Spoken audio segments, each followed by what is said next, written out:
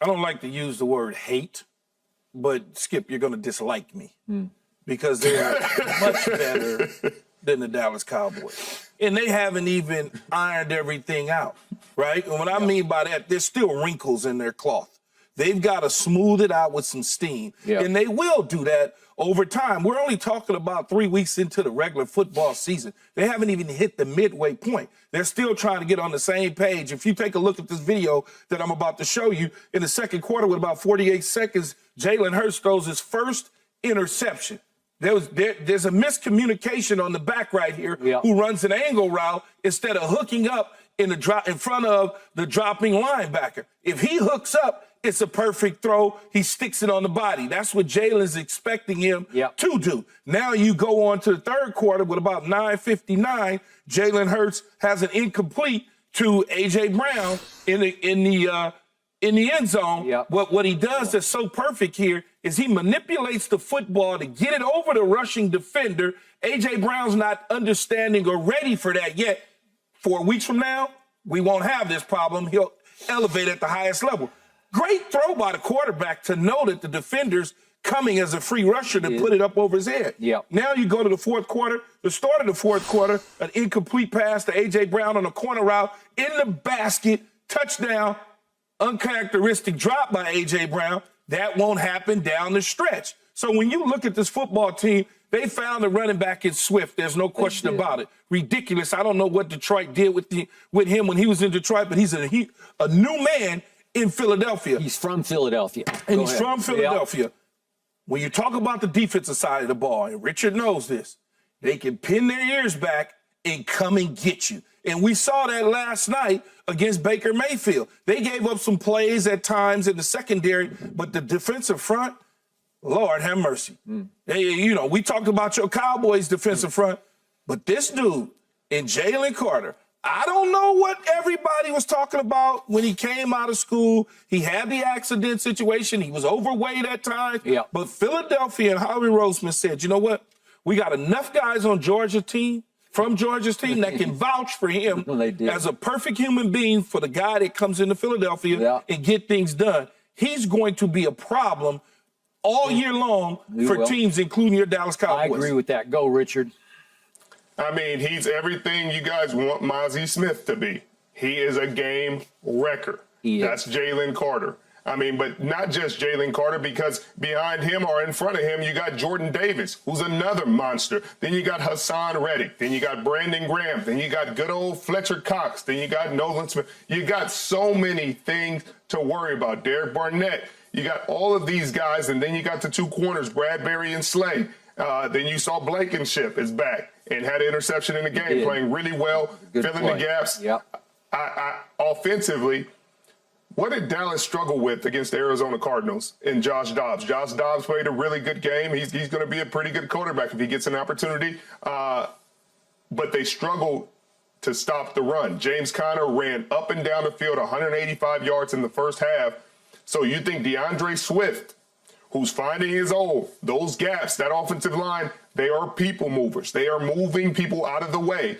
And he is running through those gaps with an incredible speed. I think he may be a step faster, Skip always say, a step faster than your guy Tony Pollard. He may be a little bit more decisive than your guy Tony Pollard. I mean, I'm talking about this guy is getting it done. So we talk about all the levels of the teams.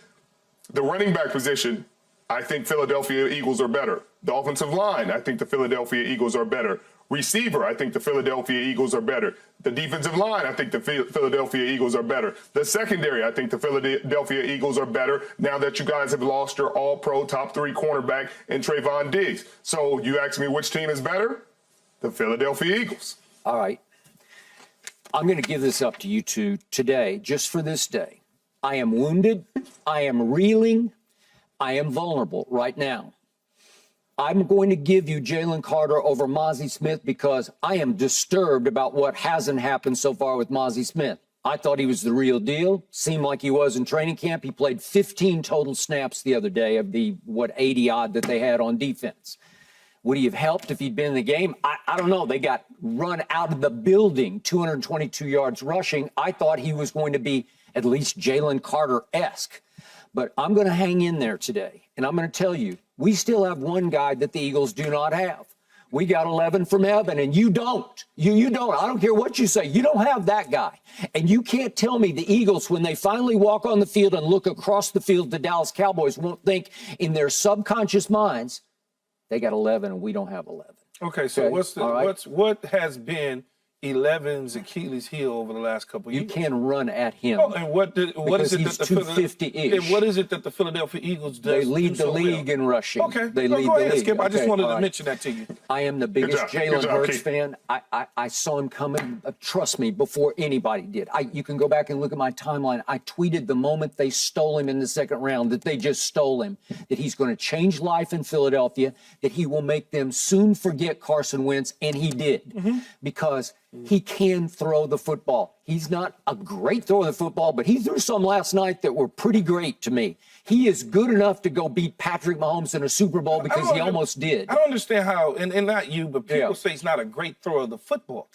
He's a very good thrower. He's very good. And it just gets better and better. By the snap, it looks like he gets better. A great thrower of the football was Dan Marino. Yeah. No, that didn't amount to anything but a bunch of numbers. Well, it did, because they didn't run the ball at all. Well, and what does Jalen do very well? He can run the option. He can run the football. And listen, DeAndre, I'm going to give you Swift because I never loved him when he was in Detroit. I never loved him, and I was change of scenery. It was, but again, he grew up in the Philly area, and he's obviously found a new life there. And you could just see his body language. It's different now. You can't go home and be a bum. No, you can't be a bum. And it looks like he's found himself. He's got not only a change of scenery, he's got home soil. He grew up an Eagles fan. So far, you've given us about 4 Eagles to 1 Cowboy. Just remember, my offensive line was beat all to hell on Sunday, and you got to give us a little bit of break there. Always are. Wait. Richard, I sighed and I turned my head because I didn't want to say it, but Skip, Richard just said it. They always are. I had 2 Hall of Famers out for the whole game. My center, who's not old, was out for the whole game. And you know and I know what happens when your center is out. Everything seems to break down because he's the signal caller. He's sort of the general of the offensive line. And he plays at a very high level. Tyler we were talking about last week's game. They were out, right? 3 of them are out. 3 of them are out. 3/5 of my offensive line. So they're going to play on the defensive side of the ball for y'all to stop the run then. No. They won't. Just mentioning that. Just want to mention that. I believe what Philly did last night was overrated because Baker Mayfield threw some early balls that could have changed this football game. You know it, and I know it. I am the biggest Mike Evans fan, but early on last night, especially through the first 3 quarters, he was not to be found. I don't know what got into him or out of him. This is just my golden rule. If you get 2 hands on the football and you're that dude, you just come down with the football. But it's hard when you're falling away from the football. You got to go attack it. It almost seemed like the ball got on him faster than he thought it was going to. Because at the top of his route, he needs to punch and come downhill. And you're going to be ahead, whatever it was, 7-3 at that point. Would they have won the game? I don't know. But Probably not. But it would have at least made it more interesting than it was. I understand. He's not going to attack him. So it could be a little bit of fatigue where he wasn't dropping his hips. I don't know what the case is. The bottom line, Skip, they lost the damn game, man. Okay, but they did. Yeah, and Philly won. Go ahead, Richard. Go ahead. I mean, Philly won, and they won in convincing fashion. And they didn't do anything that would convince me that Dallas is better. Like you said, Dallas's O-line is banged up. Tyron Smith, who came into the National Football League when I did. And you see, I'm sitting here with a suit on, and he's still playing.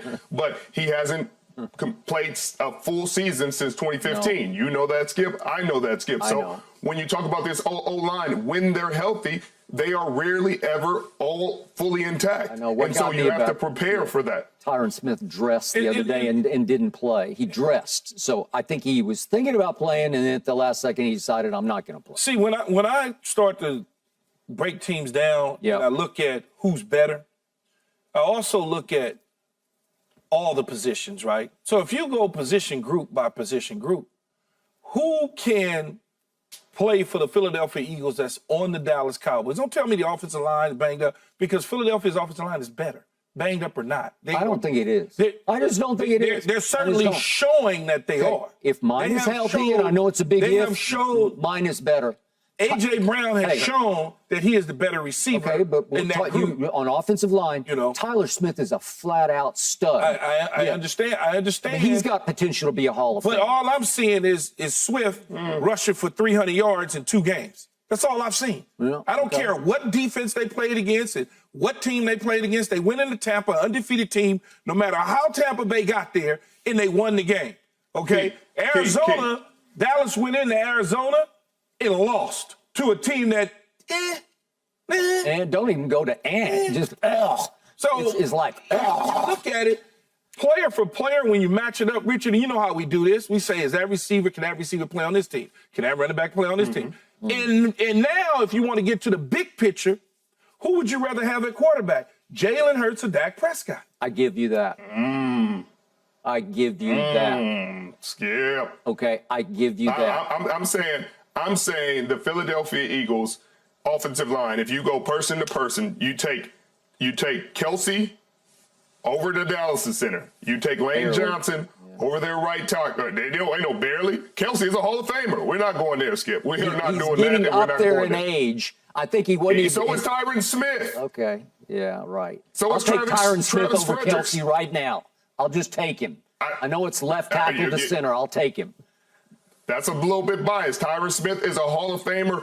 No first ballot, no question about it. Yes. But without you guys being healthy, with you losing one of your best overall players in Trayvon Diggs, it's hard for me to put you guys in that conversation. I think Devontae Smith would be the one in in Dallas. I think he would be the number one receiver. I think if he went over there, he would be the number one receiver. Over him any day or night. I'll take CD. I will. I hear you, but I don't know if a lot of people would feel that. It's a lot closer than you think. And not physical. The other guy's physical. The other guy is like a fullback. Different type of receiver than different CD. ways to skin it. But Devontae Smith pretty good but A.J. Brown, they like to utilize him a little bit more than Devontae, but Devontae can go too. DeAndre Swift, Van Der Esch matchup, Skip. Skip. Boy, I tell you, this defense got problems. They're going to have issues with this offense. Richard, He gonna hit his head on the Wolf Hunter can hunt. He will be hunting DeAndre Swift, and DeAndre Swift isn't going to have 200 yards rushing. I don't care what you say. Well, he against Dallas. he may not have 200. They may have 200 as a unit. Maybe that's what he may have 160, okay. And they can get the other 40. I'm going to give you this. I don't think I've ever seen anything quite like. Philly gets the ball with 9:22 left, and Baker is dangerous in fourth quarters because he's had some big fourth quarters. Remember when he came to the Rams last year on Thursday Night Football? Richard was there, I'm pretty sure, right, Richard? The Thursday night game here at is it SoFi? Yeah. Okay. And Baker's lit up a lot of teams in fourth quarters, and I'm thinking he's heating up, and he hit Mike Evans for the touchdown and then for a 2-point conversion. And I'm saying, here comes Baker, but he's got to get the ball back. Philly gets the ball with 9:22 left, and they convert 3rd and 1, 3rd and 13, 3rd and 4, and 4th and 2. And they run the clock out on 9 minutes and 22 seconds left. I'm impressed with that. But I wasn't overall impressed with Philadelphia. And I still say if Dallas gets right and Dallas gets healthy, maybe that's just what Dallas needed. I still believe Dallas is better than Philadelphia. I'm not San Francisco. They're not better than San Francisco. Well, we shall soon see. With the Patriots, the Niners, the Chargers all coming up for the Cowboys that just lost to Arizona. With Washington, the Rams, and the Jets coming up for Philadelphia, who just beat a 2-0 Tampa Bay Buccaneer team at home. Okay. Hey, Keyshawn, there's a couple revenge games in there. Kellen Moore, revenge game. Zeke Elliott, revenge game. Thanks for watching, Undisputed fans. Do you want more highlights from the show? Make sure to click that subscribe button for all the exclusive content from Undisputed.